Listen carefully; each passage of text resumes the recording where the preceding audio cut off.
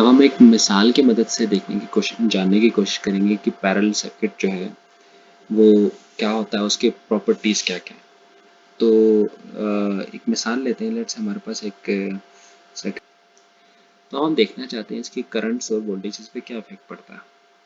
तो सबसे पहले हम इसकी पहचान देखते हैं कि हमने जो डिफाइन किया था उसके मुताबिक हमारा पैरेलल जो है सर्किट बनता है कि नहीं। तो अगर हम इसको ज़रा गौर से देखें तो हमें पता चलता है कि इसका जो कॉमन पॉइंट, एक लेट से ये ए पॉइंट है और ये बी पॉइंट है। तो इनका जो बाय डेफिनेशन इनका जो है, उनको एक कॉमन पॉइंट, दो कॉमन पॉइंट्स को शेयर करना चाहिए। इसका एक एंड एक कॉमन पॉइंट को शेयर करे, दूसरा एंड दूसरा कॉमन पॉइंट को शेयर करे। तो अगर आप देखें तो ये जो है R1 और R2 जो है वो एक ए पे भी कॉमन है और बी भी कॉमन है, तो that means they are in parallel by definition. अब हमें बाय डेफिनेशन के बाद हम देखते हैं कि उनके वोल्टेजेस क्या हैं। तो अगर आप V1 देखें, V1, तो V1 जो है उसको वो हमारे पास बनता है VA माइनस VB, क्योंकि एक पोटेंशियल डिफरेंस है तो दो पॉइंट्स के दरमियान पोटेंशियल का डिफरेंस होगा।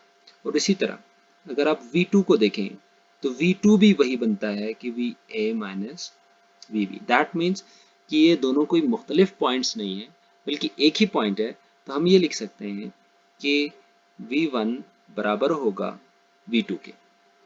तो इससे हमें पता चलता है कि जो पैरेलल के अंदर जितने भी पैरेलल पॉइंट्स हैं उनके दरमियान वोल्टेज जाके सेम रहेगी। अब अगर आप उसी के साथ सोर्स को भी देखें तो सोर्स का जो है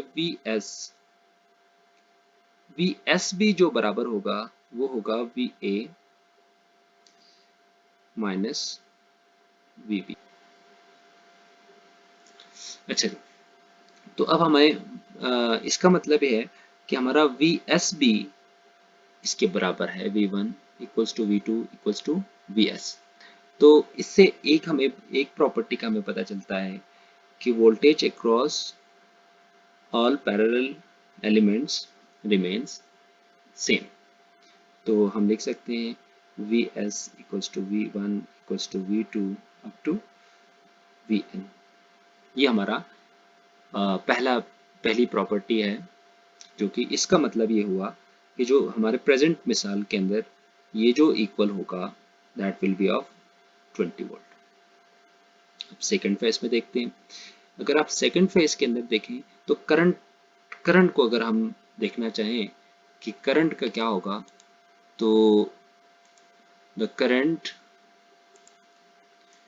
अगर आप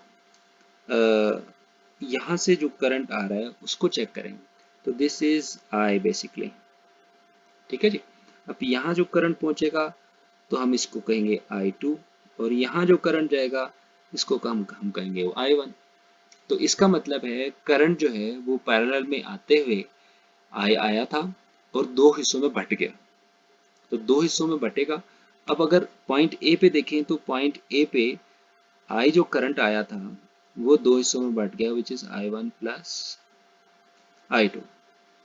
और अगर आप बी पॉइंट पे देखें जो कि ये पॉइंट है, इसके ऊपर जो ये दोनों मिलके दोबारा से आई बना रहे हैं, तो that means I equals to I1 plus I2 as well. तो यहाँ से हमें पता चलता है जो करंट है वो पैरेलल सर्किट के अंदर डिवाइड हो जाता है। तो इस इसको देख के हमें ये पता चलता है कि दूसरी प्रॉपर्टी का जो करंट होगी वो जो है वो इन सारे करंट्स ब्रांचेस, इनको ब्रांचेस भी कहा जाता है, जो ब्रांचेस के जितने भी करंट्स हैं उन सबको अगर आप सम कर लो तो आपके पास यानी वो टोटल करंट के बराबर रहेगा। या फिर आप इसकी तरह कह सकते हो कि जो करंट है वो डिवाइड हो जाता है।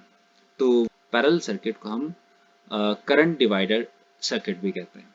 तो ये करंट को डिवाइड करता है, जैसे कि हम सीरीज सर्किट को कहते थे कि एक वोल्टेज डिवाइडर सर्किट है, क्योंकि वो वोल्टेज को डिवाइड करता था। और सेम अब हम अगर रेजिस्टेंस को देखें तो अभी अगर हम रेजिस्टेंस को कैलकुलेट करने की कोशिश करें तो हमें पता है कि जो IS है, सोर्स से जो करंट आ रहा है वो बराबर है I1 plus I2 plus I3 up to IN।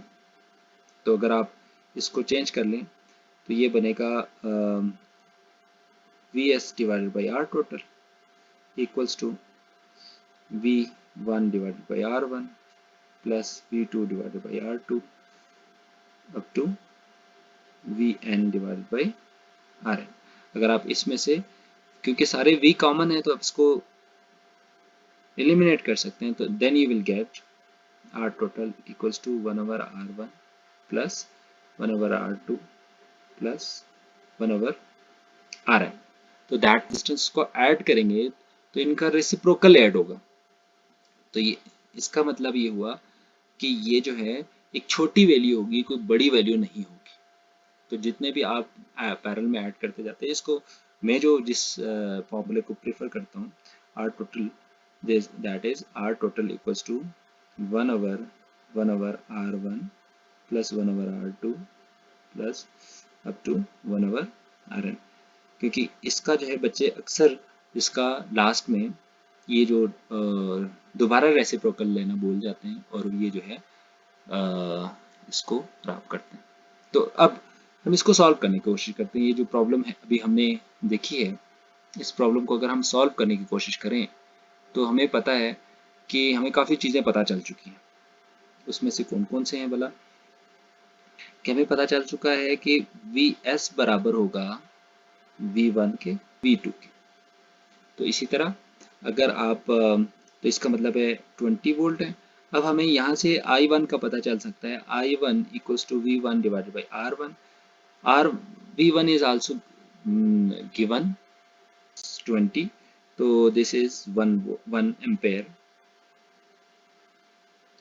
and same goes to I2 equals to V2 divided by R2। तो V2 is also 20 volt and 10 ohm, तो that means this is of 2 ampere। तो अगर आप इन दोनों को add कर लें तो you will get I equals to I1 plus I2 which is of 3 ampere। So that means the total current flowing through the circuit is 3 ampere। तो अब हम देखते हैं R total equals to 1 over R1 plus 1 over R2। अगर आप इसको calculate कर लें तो you will get 1 over 10 plus 1 over 20, so that means 6.66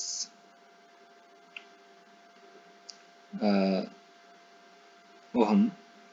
and if you calculate R total from here, तो अगर हम यहाँ से मालूम करें तो I equals to Vs divided by R total भी होता है।